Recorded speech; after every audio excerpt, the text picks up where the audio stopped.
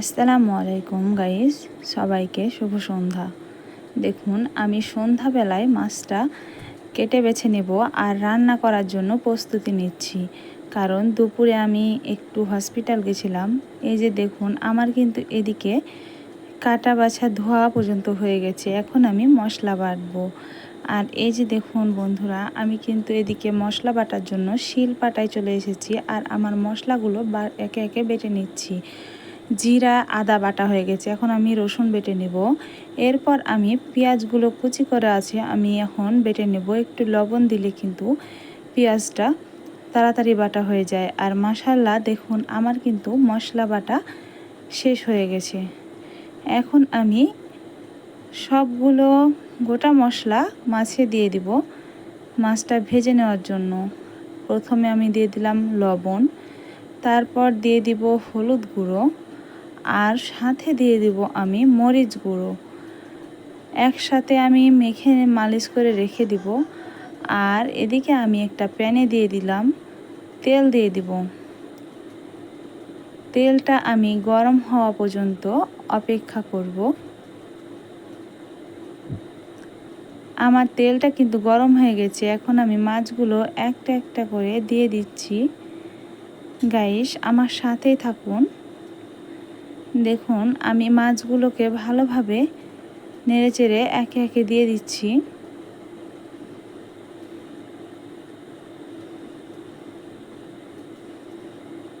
এখন আমি মাছের মাথাটাও দিয়ে দিলাম। আমি কিন্তু একবারে মাছটা ভেজে নিই না, আমি অনেকবার মাছটাকে উল্টে পাল্টে ভাজি, যাতে মাছটা ভালোভাবে ভাজা হয় আর খেতেও ভালো লাগে।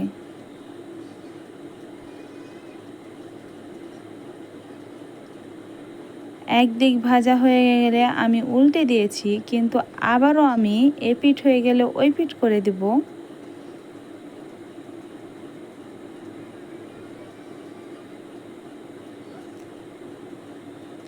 আমি দেখে নিচ্ছি যে আমার মাছটা আসলে হয়েছে কি না। যেটা যেটা হয়েছে আমি সেটাকে আবারও উল্টিয়ে দিচ্ছি।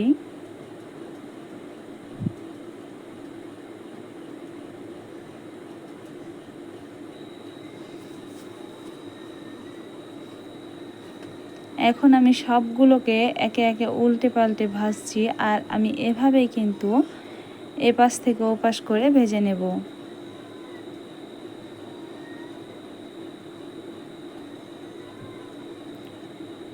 আমার মতো কে কে মাছ ভাজতে এভাবে পছন্দ করেন, একেবারে না ভেজে বারে বারে উল্টে পাল্টে ভেজে নেন, আপনারা কিন্তু অবশ্যই জানাবেন।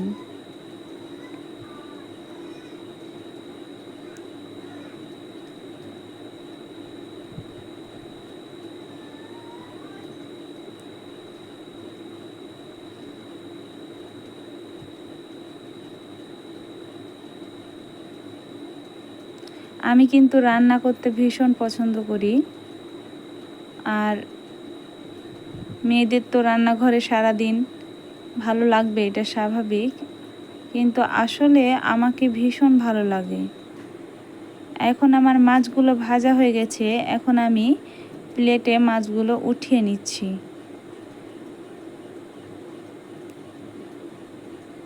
একটা একটা করে আমি সবগুলো মাছ প্লেটে উঠিয়ে নিব।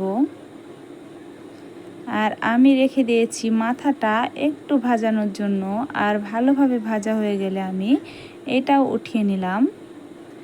এখন আমি চলে যাব থাই প্যানে।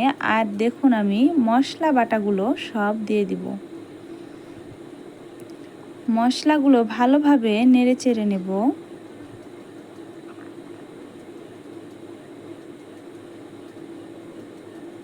দেখুন, আমি মশলাগুলো ভালোভাবে নেড়ে চেড়ে নিয়েছি,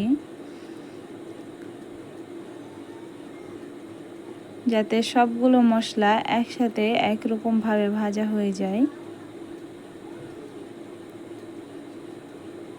আর আমি এখন দিয়ে দিব একে একে মশলা। প্রথমে আমি দিয়ে দিলাম স্বাদ মতো লবণ, এরপর দিয়ে দিব হলুদ গুঁড়ো,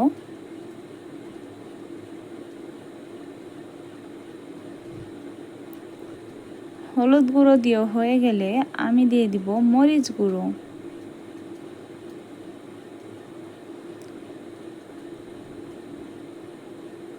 আমি কিন্তু একে একে সবগুলো উপকরণ দিয়ে নিচ্ছি। আর আমি এদিকে দিয়ে দিলাম ধনে গুঁড়ো আর দিয়ে দিলাম জিরে গুঁড়ো।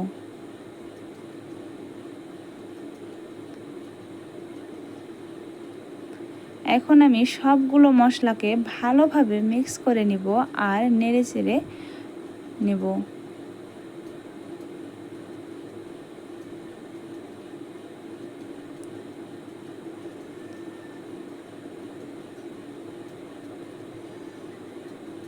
হালকা একটু তেল দিয়ে আমি আবারও নেড়ে চেড়ে নিচ্ছি।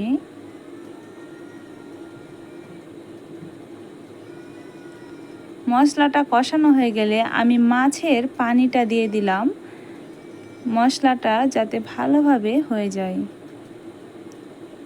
দেখুন মশলার পানিটা শুকিয়ে গেছে। এখন আমি দিয়ে দিব একটু হালকা পানি। পানিটা দিয়ে ভালোভাবে আমি মশলাটাকে কষিয়ে নেব।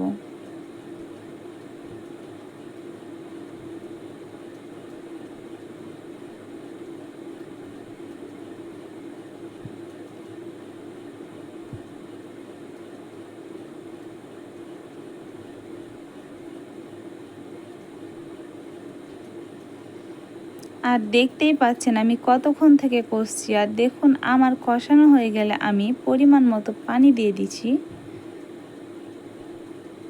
পানি দেওয়া হয়ে গেলে আমি ভালোভাবে নেড়ে চেড়ে সবগুলো মশলা পানির ভেতরে দিয়ে ঢাকনা দিয়ে ঢেকে দিলাম। এখন আমি পানিগুলো ফুটানো পর্যন্ত অপেক্ষা করব। আমার কিন্তু মাছটা পানি ফুটে গেছে। এখন আমি মাছগুলো পানির ভেতরে দিয়ে দিব।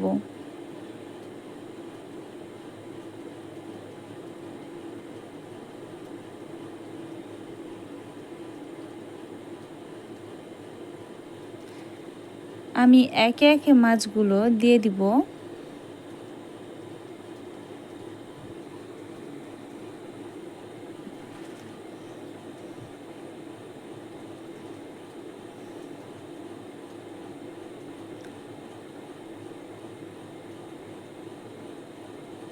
বন্ধুরা আমি মাছ কিন্তু একে একে দিয়ে দিলাম, দেখতেই পেলেন আপনারা।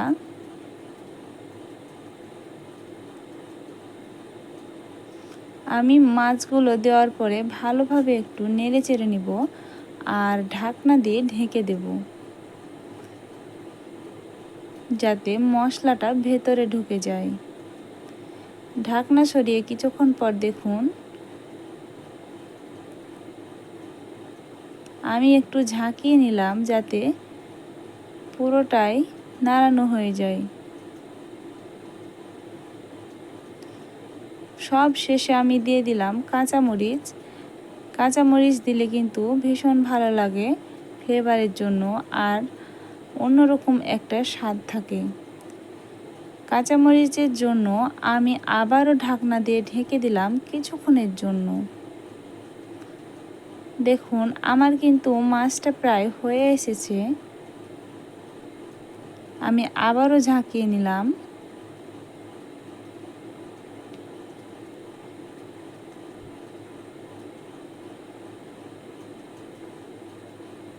মাশাআল্লাহ অনেক সুন্দর ঘ্রাণ বের হচ্ছে। দেখুন আমার মাছটা কিন্তু হয়ে গেছে। আর আমি এখন নিয়ে নিব প্লেটে ভাত।